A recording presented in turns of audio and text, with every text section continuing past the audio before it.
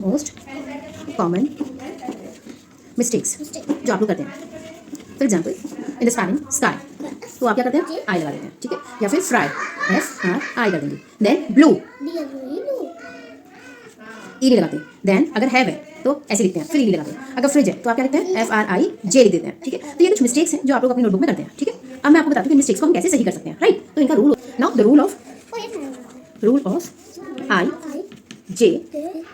IJUNV, इनके कुछ rules हम पढ़ेंगे। IJUNV, ठीक है। फर्स्ट है आई का रूल। तो जैसे भी कभी भी आपसे बोला जाए राइट ड्राई, फ्राई, स्काई, ठीक है, तो आप लोग ऐसे लिख देते हैं। इससे प्रॉब्लम क्या होगी बेटा, जब भी हमें जो लॉन्ग साउंड आता है ना आई का लॉन्ग साउंड आता है लास्ट में, ड्राई, फ्राई, स्काई, तो लॉन्ग साउंड ऑफ आई।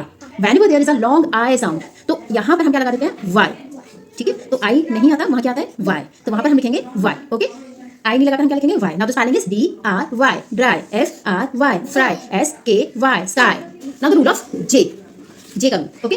आपसे अगर हम बोले चेंज लिखो तो मोस्टली बच्चे क्या करते हैं, CHANJ लिख देते हैं चेंज में, ठीक है। या फिर बैच बोले तो BAJ लिखते हैं बैच में। या फिर फ्रिज बोले तो FRI, यहाँ पर भी J कर देते हो फ्रिज में। तो यहाँ पर मिस्टेक्स का होता है, हमें कैसे करेक्ट करना है, इन्हें कैसे करेक्ट करना है बेटा, जे को हटाकर जे किसको रिप्लेस करेगा। अगर यहाँ पर देखिए पहले कॉन्सोनेंट होता है, कॉन्सोनेंट वॉवेल्स का होता है AEIOU, उससे छोटे सारे क्या हमारे कॉन्सोनेंट। तो उससे पहले अगर कॉन्सोनेंट है तो वहाँ पर लगता है GE, तो CHANGE चेंज, बैच। अगर इससे पहले वॉवेल साउंड आता है, लास्ट लेटर से पहले अगर वॉवेल साउंड आता है, बैच ए का साउंड आया, तो यहाँ पे लगते हैं DGE, ठीक है। और अगर उससे पहले यहाँ पर फिर से फ्रिज, ठीक है, तो फ्रिज में क्या लगेगा, FRI, शॉर्ट वॉवेल साउंड है, आई वॉवेल साउंड है, तो DGE, ठीक है।